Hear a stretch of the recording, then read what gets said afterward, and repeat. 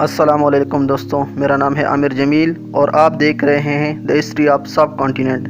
دوستوں، ہمارا آج کا ٹاپک بھی طوائف الملوک کی دور کے بارے میں ہے، چونکہ دوستوں جیسا ہی محمد بن قاسم اس دنیا سے رخصت ہوا تو سندھ پر یزید بن ابی کبشہ، عامر بن عبداللہ، حبیب بن مولب اور اس طرح عمر بن مسلم حاکم مقرر ہوئے۔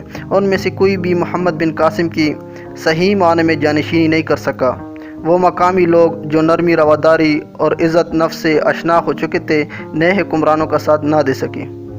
اگرچہ بعد کے حکمران مثلاً جنید بن عبد الرحمن کے بارے میں کہا جاتا ہے کہ انہوں نے اجین، مراوڑ، مالوا اور اس طرح نیلما اور گجرات پر حملے کیے اور انہیں اپنی کلمروں میں شامل کیا، مگر عباسی دور کے آتے ہی جگہ جگہ بغاوت ہونے لگی۔ خلیفہ منصور عباسی کے عہد میں منصورہ اور محفوظ کے شہر آباد کیے، لیکن عباسی خلفاء ان دور دراز علاقوں پر قابو نہ رکھ سکے۔ سب سے پہلے روڑی میں ہندو اور پھر رفتہ رفتہ دیگر علاقوں منصورہ اور ملتان میں مسلمانوں نے خود مختار ریاستیں قائم کی۔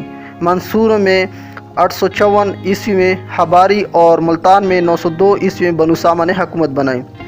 جو ابھی اس کے بعد کی ٹاپک ہے اسماعیلی دائی کہاں سے آئے، اس کے بارے میں ہم ذرا بات کرنا چاہیں گے۔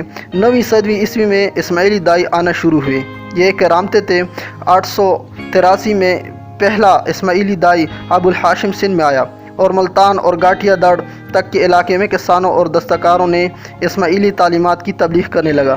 یہ لوگ باطنی عقائد رکھتے تھے اور اسماعیلی تعلیمات کو مقامی تہذیب سے آشنا کرنے کی کوشش کرتے تھے تاکہ عام لوگ اپنے رسم و رواج اور عقیدوں پر بھی قائم رہیں اور اسماعیلی بھی بن جائے۔ وہ انہیں عربی زبان سکھانے اور تہذیب اختیار کرنے اور اسماعیلی نظام رکھنے کے لیے بھی مجبور نہیں کرتے تھے۔ ان کوششوں سے پہلے سمروں اور پھر سما قبیلے اسماعیلیوں کے زر اثر رسوخ میں آ چکے تھے۔ اسماعیلیوں نے اس ملتان میں اپنا اثر رسوخ بڑھنا شروع کیا۔ یہاں ان دونوں عباسی خلفاء کا خطبہ پڑھایا جاتا تھا۔ 964 میں اسماعیلی دائی جیلم بن شیبان نے ملتان کے حاکم کو قتل کر کے یہاں قبضہ کر لیا۔ اس نے محمد بن قاسم کی مسجد بنا کر جو مسجد بنی ہوئی تھی ان کو بھی گرا دیا، نئی مسجد تعمیر کرائی اور فاطمی خلیفہ کا خطبہ جاری کروایا۔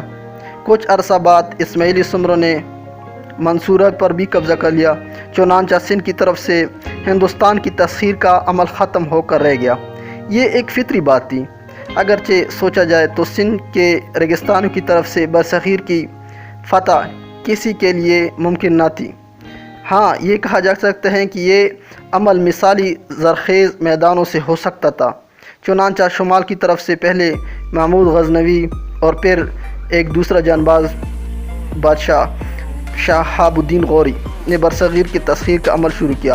انہی نے ملتان میں اسماعیلی دائیوں کا زور ختم کیا اور پنجاب اور سندھ کو شمالی ہندوستان کے ایک پرچم تلے جمع کیا۔